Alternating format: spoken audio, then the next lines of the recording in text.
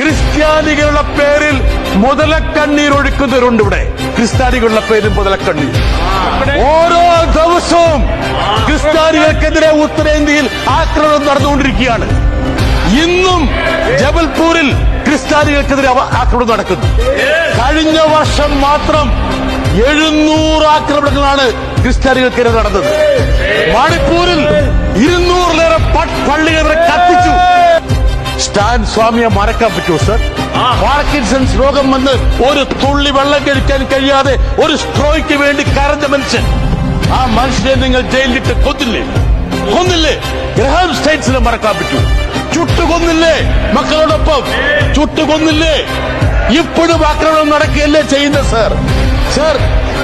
ബൈബിളിൽ ഒരു കഥാപാത്രമുണ്ട് സർ, 30 വെള്ളിക്കാശിന് യേശു ക്രിസ്തുവിനെ ഒറ്റിക്കൊടുത്തത്. അങ്ങനെയുള്ള കഥാപാത്രങ്ങളാണ് ചിലരിവിടെ ഇരിക്കുന്ന ആൾക്കാർ. കഴിഞ്ഞ ദിവസം പുരുഷന്റെ പേരിലും ക്രിസ്ത്യാനി എന്ന് പറഞ്ഞ ആൾക്കാരുണ്ട്. അവർ യഥാർത്ഥത്തിൽ യേശു ക്രിസ്തുവിനെ ഒറ്റുകൊടുത്ത യൂദാസിന്റെ പതിവിലകരിക്കുന്നതാണ് സർ. ആ മുന്നിയെ ഇവിടെ കാണാം. ഈ BJP ബെഞ്ചുകളിൽ ഒരു മുന്നിയെ കാണാം.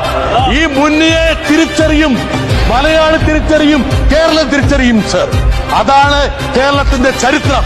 ഒരു തെറ്റ് പറ്റി മലയാളിക്ക്, ആ തെറ്റ് ഞങ്ങൾ തിരുത്തും വൈകാതെ.